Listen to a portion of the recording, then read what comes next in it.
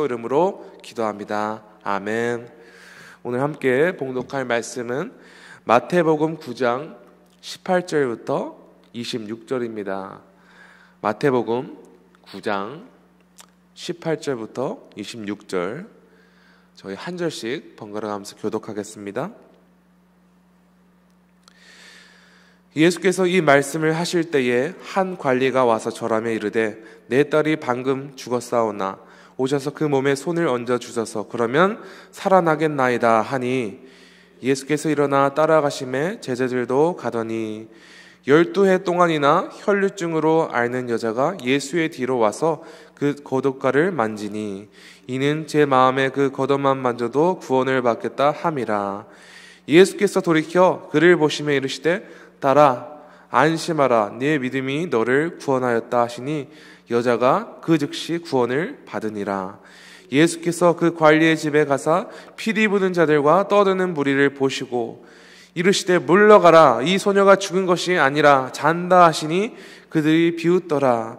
무리를 내보내신 후에 예수께서 들어가사 소녀의 손을 잡으시되 일어나는지라. 함께 읽겠습니다. 그 소문이 그 온 땅에 퍼지더라. 아멘. 하나님의 말씀입니다. 우리 인간관계에 있어서 남에게 신뢰를 얻고 믿음직한 사람이 되는 것은 매우 중요합니다. 그런데 우리는 무엇을 근거로 누군가를 신뢰할 만하며 믿음직스럽다 평가할 수 있습니까? 이를 판단하기 위해서 여러 중요한 덕목들이 있습니다. 하지만 우리가 반드시 눈여겨봐야 되는 한 가지가 있죠. 그것은 그 사람이 자신이 뱉는 말, 자신이 약속하는 것을 과연 실제로 지키는 사람인가? 이것을 눈여겨봐야 합니다. 왜냐하면 누구든지 말과 약속은 얼마든지 할 수 있습니다. 그러나 실천이 없는 말과 약속은 아무런 의미가 없기 때문입니다. 하지만 그럼에도 불구하고 이 기준대로라면 이 세상에서 우리가 온전히 믿고 신뢰할 만한 사람은 아무도 없습니다. 왜냐하면 자신이 뱉은 말과 약속을 최대한 지키기 위해 노력하는 사람은 있을 수 있어도 자신의 말과 약속을 모두 다 지킬 수 있는 능력을 가지고 있는 사람은 존재하지 않습니다. 비록 이 세상에는 우리가 온전히 믿고 신뢰할 만한 사람이 없지만 우리 그리스도인에게는 영원토록 신뢰하며 믿을 수 있는 분이 한 분 계십니다. 그분 바로 태초에 세상이 존재하기 전부터 모든 인류를 죄악으로부터 구원하실 완벽한 계획을 가지고 계셨으며 그 계획을 몸서 자신의 목숨을 희생하심으로 말미암아 성취하신 예수님이십니다. 우리는 우리의 죄를 위하여 자신의 목숨마저 하나도 아끼지 않으시는 예수님을 절대적으로 신뢰하며 믿으며 나아갈 수 있습니다. 그러므로 우리의 믿음에서 가장 중요한 사실은 믿음의 대상 되시는 예수님께서 죄로 연약한 이 세상의 사람들과 달리 우리의 영혼을 끝까지 책임질 수 있는 분이라는 사실입니다. 비록 우리의 영혼은 예수님의 보혈로 말미암아 구원을 받게 되었으나 아직 우리의 몸은 죄로 가득한 이 세상에 속해 있죠. 그러나 우리에게는 마지막 날까지 변치 않는 소망이 있습니다. 그 소망은 반드시 예수님께서 우리를 온전히 구원하시기 위해 이 땅에 다시 오실 거라는 사실이며 또한 그 마지막 날까지 예수님께서 자신의 백성들이 그 믿음의 싸움을 끝까지 완주할 수 있도록 함께 하신다는 것입니다. 인도하신다는 것입니다. 오늘 함께 봉독한 본문은 두 가지의 치유 사건을 기록하고 있습니다. 이 두 가지 사건은 전혀 다른 장소에서 전혀 다른 사건 같으나 한 가지 중요한 공통점을 가지고 있습니다. 두 사건이 공유하고 있는 한 가지 공통점은 이 두 사건 모두 다 예수님을 진정으로 믿는 참 믿음이 무엇인지 우리에게 보여주고 있다는 사실입니다.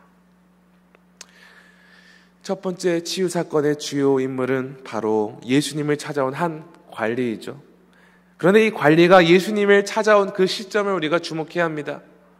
관리는 자신의 딸이 방금 죽었다는 사실을 언급한 후 예수님께서 우리 집에 오셨어. 죽은 딸의 몸에 손을 얹어주시옵소서. 간절히 부탁합니다. 그런데 죽은 자신의 딸에게 찾아와 달라는 것을 부탁한 것도 충격적이지만 죽은 시체에 손을 얹어달라는 부탁이야말로 그 시대에는 정말 상상할 수 없는 부탁이었습니다. 왜냐하면 유대인에게 있어서 죽은 시체를 만지는 것은 자신을 부정하게 하는 것이었습니다. 이 상황을 단지 인간적인 시점에서만 바라본다면 예수님을 찾아온 관리는 예수님을 굉장히 난처하고 곤란한 상황으로 몰고 가는 것이나 마찬가지였습니다. 굉장히 무례한 부탁을 드리는 것이나 마찬가지였습니다.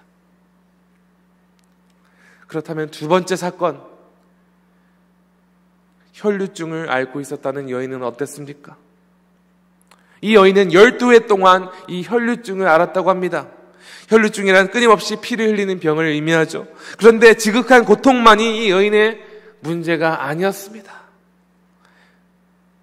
유대인들은 하혈하는 여인과 접촉하는 것이 부정하다고 여겼기 때문에 이것을 죄의 상징으로 여겼습니다. 그래서 이 여인은 당시 유대인들의 그 율법대로라면 모든 사람들로부터, 심지어 가족들로부터 격리되어야 했습니다. 그런데 모두가 부정하는 이 여인이 예수님 뒤로 몰래 다가가 예수님의 겉옷을 만졌습니다.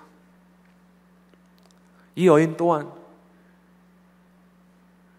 죽은 딸의 관리처럼 예수님을 난처하고 곤란한 상황 가운데로 몰고 가는 것이 아니었습니까? 당시 유대인의 관점에서만 본다면 죽은 딸의 아버지인 관리와 혈류증을 앓고 있었던 여인의 행보는 둘 다 문제가 많았습니다. 두 사람 모두 일반적인 유대인들이라면 반드시 피하고 싶은 최악의 문제거리를 가지고 예수님을 찾아온 것입니다. 그런데 정작 우리는 예수님께서 이 두 사람을 어떻게 받아들였는지, 그들에 대하여 어떻게 응답하시는지 주목해야 합니다. 19절입니다. 예수께서 일어나 따라가심에 제자들도 가더니, 예수님은 그 관리의 부탁을 받고 한순간도 지체하지 않고 곧바로 관리의 집으로 향하셨습니다. 예수님이 도착한 그 관리의 집은 피리 부는 사람이 있었다고 기록된 바와 같이 이미 초상집이었습니다. 이미 죽은 시체가 누워있는 곳에 예수님께서 가셨습니다. 하지만 예수님은 전혀 상관치 않고 모든 사람을 내보낸 후에 죽은 소녀의 손을 잡으셨고 그 소녀는 즉시 살아났습니다.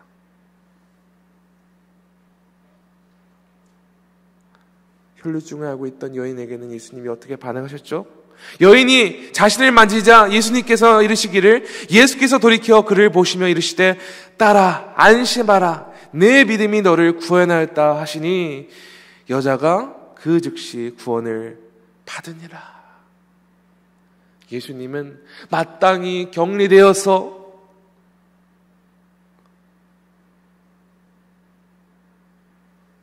보통 사람에게 가까이 와서는 안 되는 여인을 꾸짖고 그녀를 정죄한 것이 아니라 자신의 옷자락을 만졌을 때 예수님께서는 분명히 자신의 능력이 나갔은 걸 느끼셨죠. 말씀하시기를 아무도 알아주지 않는 그 여인을 내 딸아 부르시면서 내 믿음이 너를 구원하셨다 말씀하심으로 이 여인은 즉시 회복되었습니다.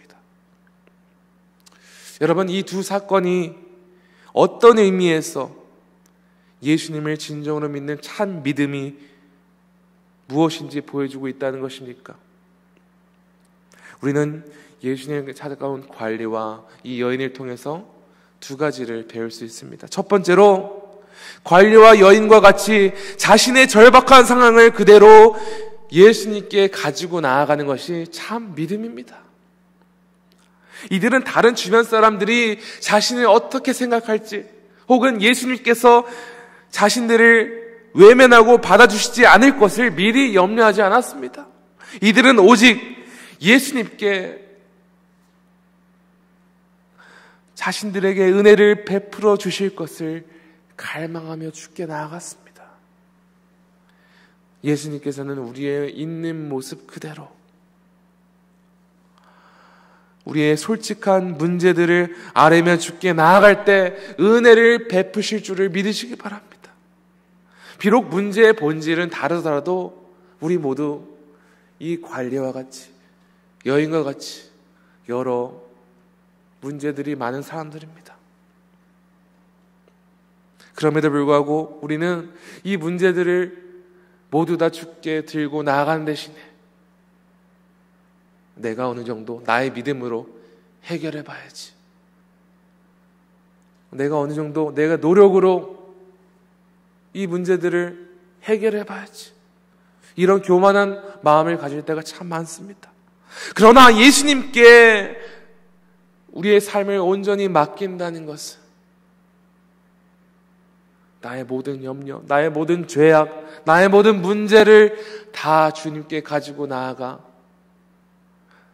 우리의 소망을 주께 두는 것입니다. 우리의 삶 전체를 매 순간 기도를 통해서 주께 의탁하는 삶이야말로 주님께서 참으로 기뻐하는 믿음의 태도인 줄 믿으시기 바랍니다. 주님께서는 언제든지 우리가 주께 모든 것을 의탁하며 나아갈 때 은혜를 베풀어 주시기로 작정하신 분이십니다. 이런 은혜의 주님께 매일 담대하게 나아가시는 여러분 되시기를 간절히 소망합니다. 두 번째로 관리와 여인과 같이 예수님의 능력을 전적으로 믿음으로 나아가는 것이 참 믿음입니다. 이들은 만약 예수님을 찾아가도 아무런 일이 일어나면 어쩌지? 이런 의심하는 마음으로 나아가지 않았습니다.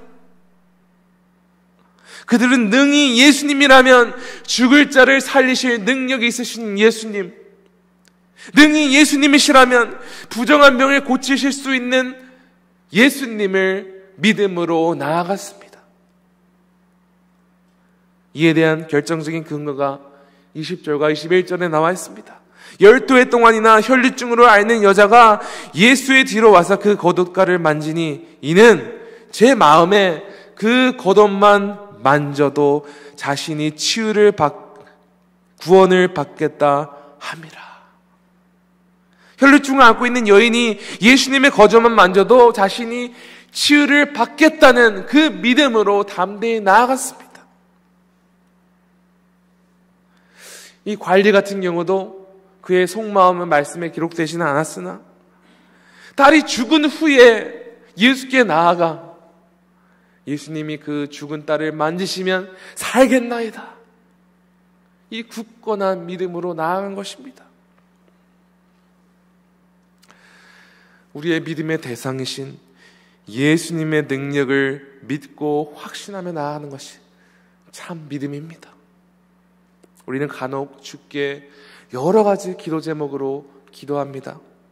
하지만 그럼에도 불구하고 그 기도의 응답을 기다리는 가운데 불안해하고 초조해하고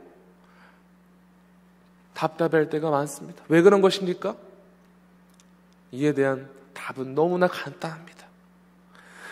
능히 우리의 기도를 응답해 줄 수 있는 예수님의 능력을 의심하기 때문입니다. 그러나 우리를 능히 구원하셨으며 마지막 주님 오실 그날까지 영원토록 함께 하시겠다고 약속하신 예수님을 의심하는 것은 우리가 주님을 불신하며 주님의 능력을 불신하는 거나 마찬가지입니다. 우리가 기도하는 믿음의 대상이신 예수님께서 전능하시며 신실하시며 모든 것에 능하신 분이심을 믿으며 확신해야 합니다. 우리의 믿음의 대상이신 예수님께서는 능치 못할 것이 없음을 믿으십니까? 사랑하는 지구촌 성도 여러분, 우리의 문제 그대로를 온전히 주께 맡기며 나아가시길 바랍니다. 또한 우리의 모든 간구와 소망대로 우리를 능히 선하신 길로 인도하실 수 있는 예수님의 능력을 굳건히 믿음으로 오늘도 담대히 주님께 나아가는 지구촌 가족 되시기를 간절히 축원합니다. 함께 기도하겠습니다. 하나님 아버지, 오늘 본문 말씀을 통해서 예수님께 있는 모습을 그대로 나아간 관리와 여인, 또한 예수님의 능력을 굳건히 믿음으로 나아간 이 두 사람을 통해 우리의 연약한 믿음을 바라봅니다. 아버지, 우리가 우리를 위해 대신 죽으시고 우리를 살리시고 또 우리와 늘 항상 함께 하시는 예수님을 믿는다고 말하면서도 우리의 마음 한켠으로는 불안해하고 주님께 온전히 우리의 간구를 맡기지 못하며 주님의 능력을 불신할 때가 있음을 주님, 우리의 연약함을 회개합니다. 주여, 우리의 이 연약한 마음을 붙들어 주시옵소서. 그리고 모든 상황 가운데 오직 주님께 모든 것을 맡기며 주께 모든 것을 의탁하며 나아가길 초하며 또한 능히 모든 것에 능하신 예수님을 굳건히 믿음으로 나아가는 거룩한 백성 되게 하여 주시옵소서. 우리의 영원한 믿음의 대상이신 예수님만 바라보며 오늘도 우리에게 주어진 모든 믿음의 여정을 담대히 주의 능력을 입어 걸어가는 지구촌 가족 되게 하여 주시옵소서. 오늘도 우리를 승리로 이끄실 주님을 믿사오며 이 모든 말씀 우리 구주 예수 그리스도 이름으로 기도합니다. 아멘. 하늘에 계신 우리 아버지여, 이름이 거룩히 여김을 받으시오며 나라가 임하시오며 뜻이 하늘에서 이루어진 것 같이 땅에서도 이루어지이다. 오늘 우리에게 일용할 양식을 주시옵고 우리가 우리에게 죄 지은 자를 사하여 준 것 같이 우리 죄를 사하여 주시옵고 우리를 시험에 들게 하지 마시옵고 다만 악에서 구하시옵소서. 나라와 권세와 영광이 아버지께 영원히 쌓옵나이다. 아멘. 계속해서 기도하겠습니다.